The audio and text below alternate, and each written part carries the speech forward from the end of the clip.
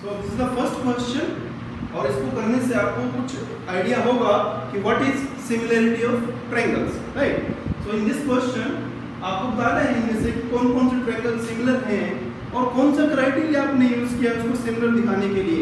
अगर वो सिमिलर है तो जबरदस्ती नहीं दिखाना कि हाँ सर सिमिलर है।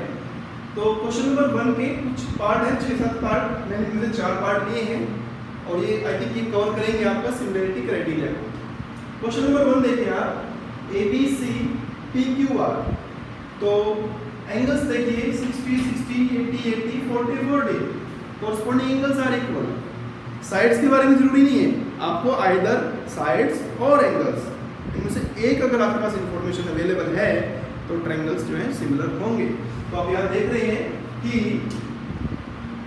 Triangle ABC is similar to triangle PQR.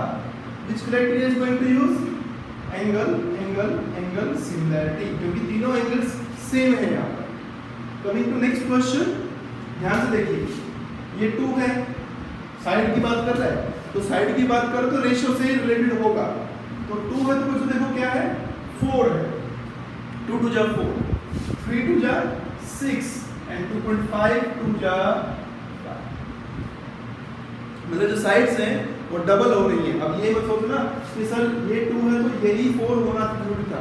बच्चों ये ट्रायंगल ऐसे दिखा है, इस ट्रायंगल को पलट के आप ऐसे भी तो कर सकते हो, मतलब इसको आप ऐसे भी तो कर सकते थे। यहाँ पर Q अगर मैं लिख दूँ, यहाँ पर अगर Q लिख दें और यहाँ पर R लिख दें, यहाँ पर P लिख दें, तो ये भी ऐसे दिखेगा फिर आपको, ठीक है। तो जरूरी नहीं है कि सर आप बोले कि इधर 2 है तो यहाँ पर 2 नीचे है, तो ट्रायंगल्स को टिल्ट करके किया जा सकता है उसके अंदर। तो आप देखेंगे यहाँ पर कि 2/4, 2.5/5, 3/6, तो सबका रेशियो क्या आ रहा है, सेम आ रहा है। लेकिन इंपॉर्टेंट बात अब ये देखिए, अगर आप इसको A से स्टार्ट करेंगे तो ट्रायंगल ABC सिमिलर, आप उठपटांग नहीं लिख देना आपको कि आप यहाँ से तो P से स्टार्ट करो, नहीं, कॉरस्पॉन्डिंग वर्ड यूज कर रहे हैं हम यहाँ पर बार बार। कॉरस्पॉन्डिंग साइड्स आर प्रोपोर्शनल, तो corresponding sides will be proportional.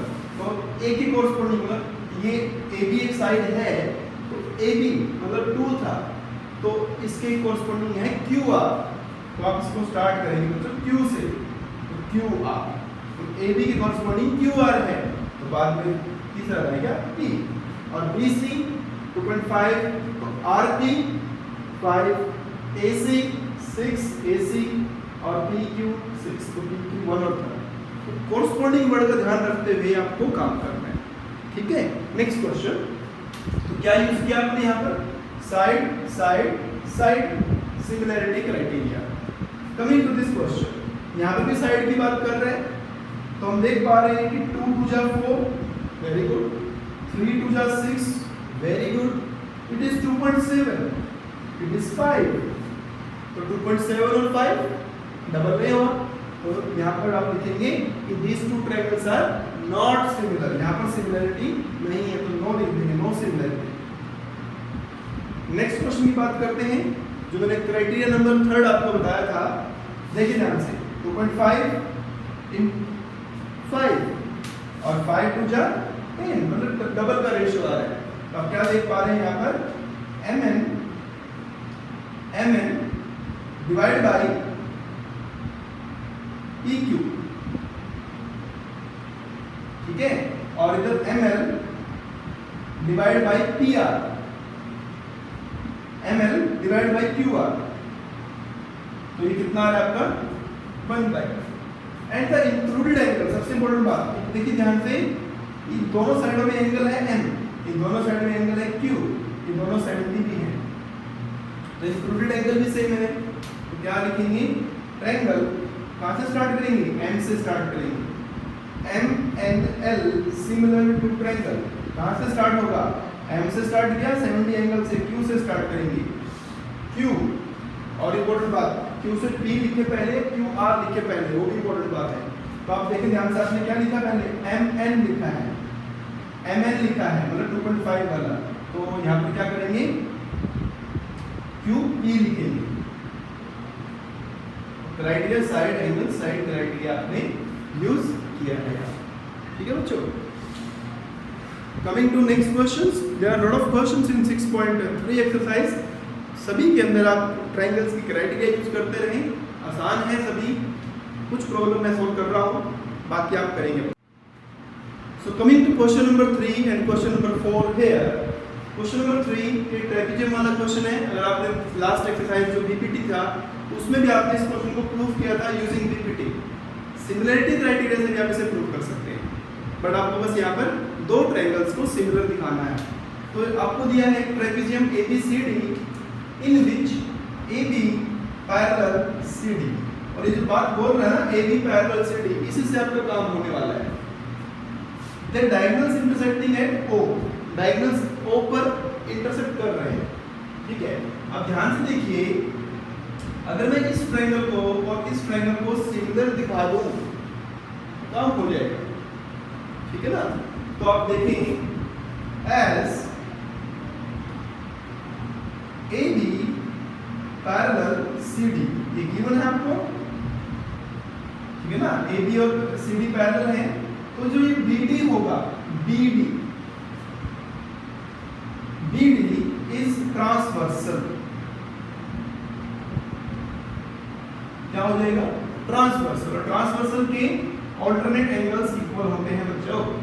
तो इसे हम एंगल 1 मान लें, इसे 2 मान लें, तो एंगल 1 इक्वल टू 2 क्या बोलेंगे इसे? Alternate interior angles. In short, I am writing interior angles,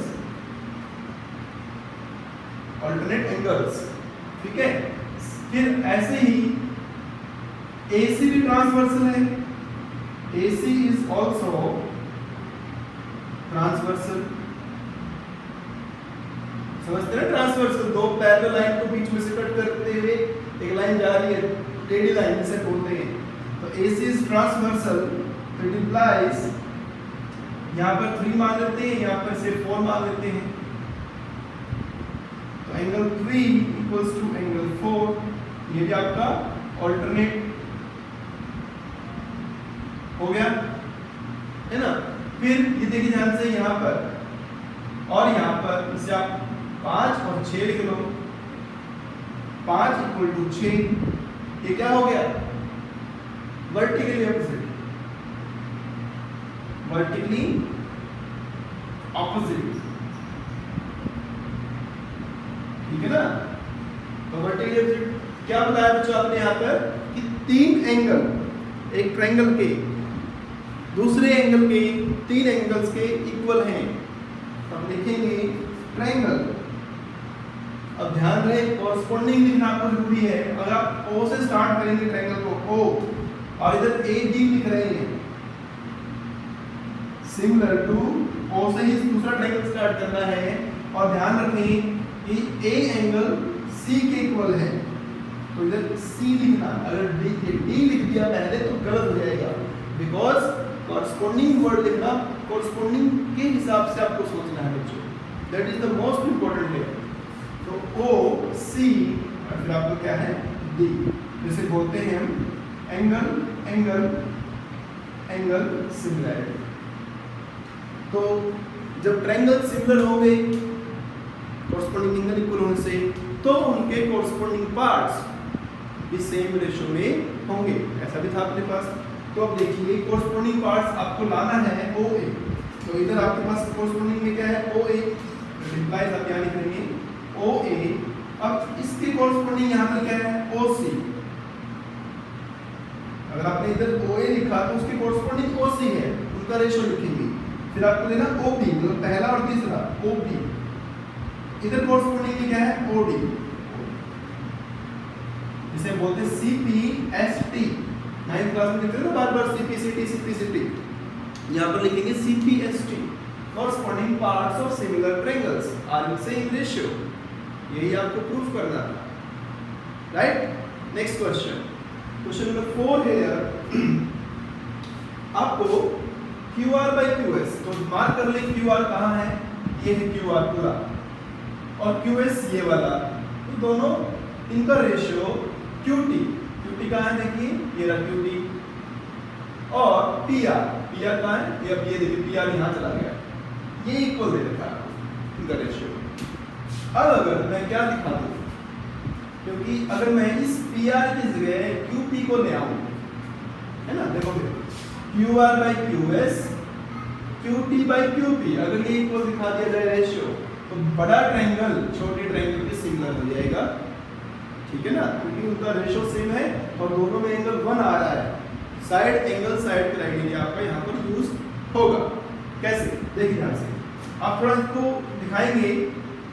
आप देखिए यहाँ पर एंगल 1 और एंगल 2 इक्वल दिए हैं, तो in triangle Q P are, बड़ा ट्रायंगल जो बीच में ट्रायंगल है उसे हमने यूज कर लिया, Q P R 1 equal to 2, 1 equal to 2 given है। तो एक ट्रायंगल में दो एंगल इक्वल हैं, तो उनकी कोरस्पॉन्डिंग साइड्स भी इक्वल हो गई, which implies QP equal to PR. Angle opposite, sides opposite to equal angles. Opposite sides of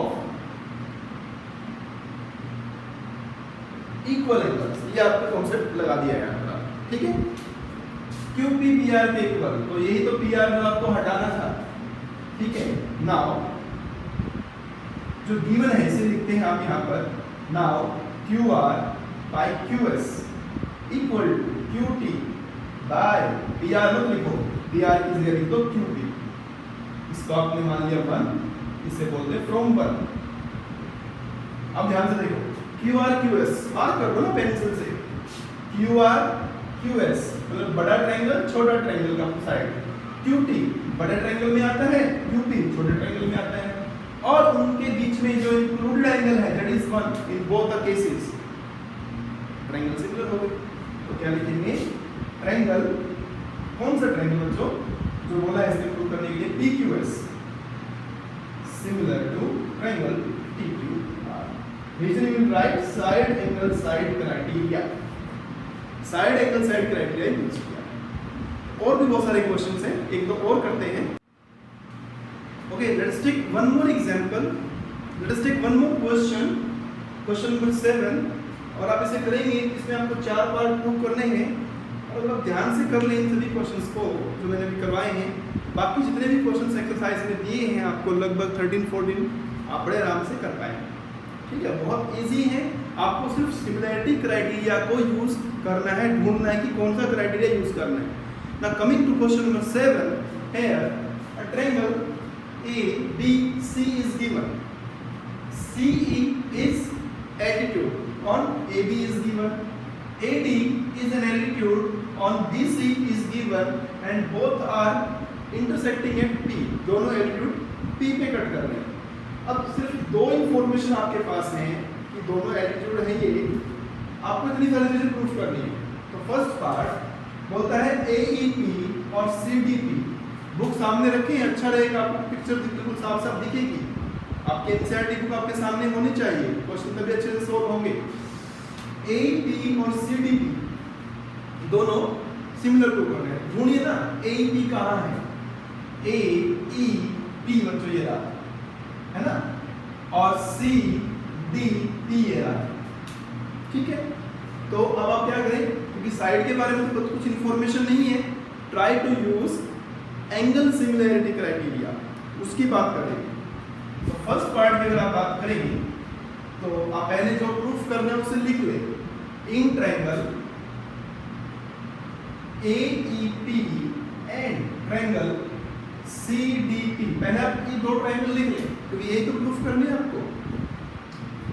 AEP ये वाला, CDP ऊपर वाला, क्या पहली इंफॉर्मेशन क्या अवेलेबल आपको कि जो ये वाला एंगल है और ये वाला एंगल है, क्योंकि ये 90 तो ये भी 90 हो जाएगा, इसका नाम रखते हैं ADC इक्वल टू AEP। क्यों हो बच्चों, लिखते थे ना 9th क्लास में 8th क्लास में, each 90, यानी कीजिए each 90, दे तो रखे हैं आपको, ठीक है। अब साफ साफ दिख रहा है सामने से, ABE इक्वल कौन सा CBD, क्यों लिखेंगे आप इसे वर्टिकली अपोजिट,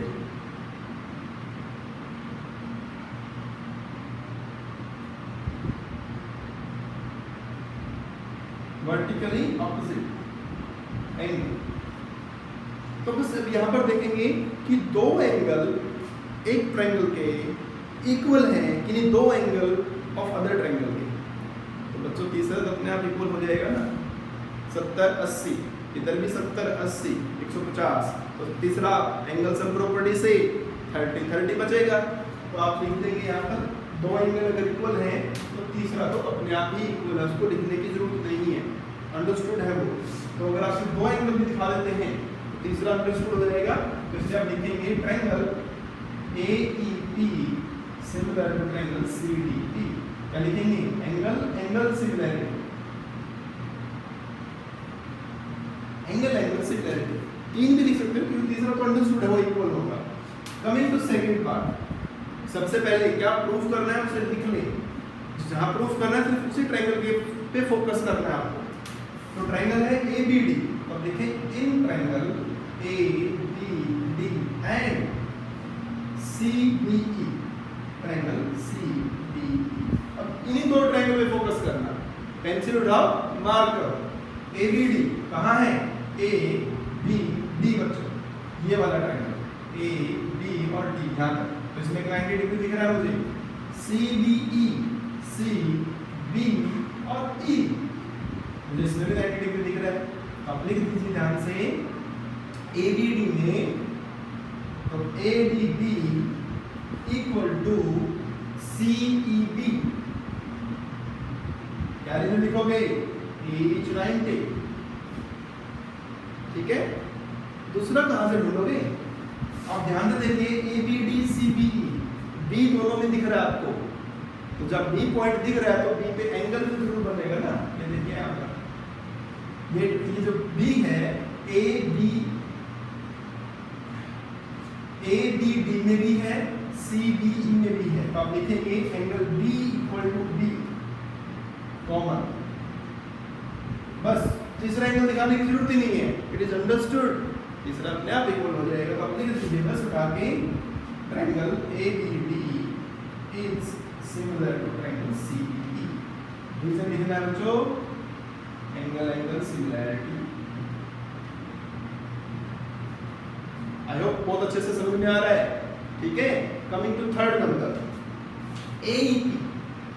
AEP छोटे वाला ट्रायंगल और ABD बड़े वाला ट्रायंगल। तो सिमिलरिटी ढूंढो, ट्राई करो, सिमिलरिटी फोर्थ पार्ट बड़े आराम से हो जाएगा। And try to solve each question of this exercise. कोई भी डिफिकल्टी है कमेंट बॉक्स में जरूर लिखिए, राइट, मैं सॉल्व करके जरूर भेजूंगा आपका आंसर, ठीक है।